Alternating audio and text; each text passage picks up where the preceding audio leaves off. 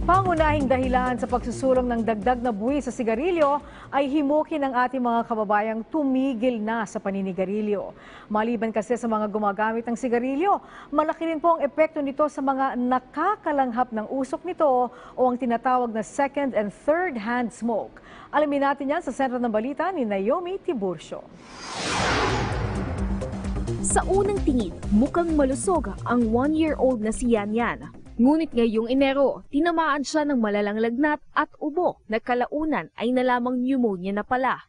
Ang dahilan nito, third-hand smoking o ang pagdikit ng usok ng sigarilyo sa damit, kobre-kama, kurtina at iba pa. Ang viral post ng nanay ni Yan Yan tungkol sa sakit nito, umabot na ng mahigit 100,000 share sa social media. From the start kasi, lagi siyang inuubo, di nawawala ng sipon.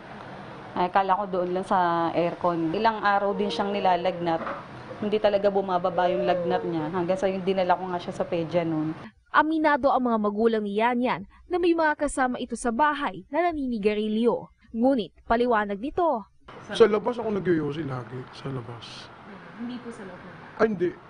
Doon lang lagi sa labas.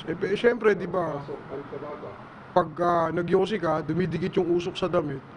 Nalalanghap niya rin. Panay ang yakap pa naman sa akin ng bata. Ayon sa eksperto mula sa Department of Health, mas malaki ang epekto ng second at third hand smoking sa mga bata, lalo na ang mga may mahinang resistensya. Ang gagawin, maninigarilyo, either sa sala o sa anumang parte ng bahay, and then tsaka babalik doon sa kwarto na kung saan nandun yung bata. Without knowing na while he is smoking, na a-adhere din ang tobacco smoke doon sa kanyang damit. Dagdag pa ng DOH. Yung second hand smoke ang pinakamasama eh. Kasi iba yung meron kang intensyon na mag-smoke. Kasi pag may intensyon ka, ready ang katawan mo sa pagbabago.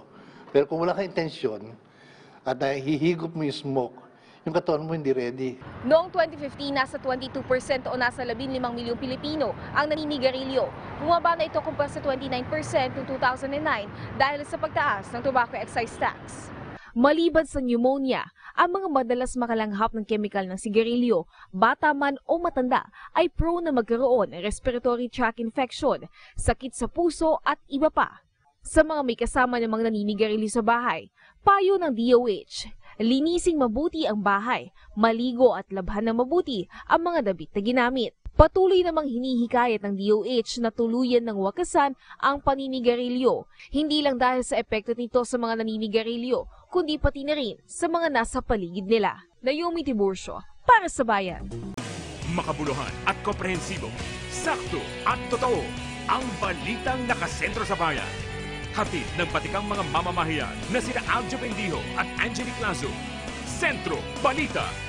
Lunes hanggang Biyernes, 1:00 ng hapon.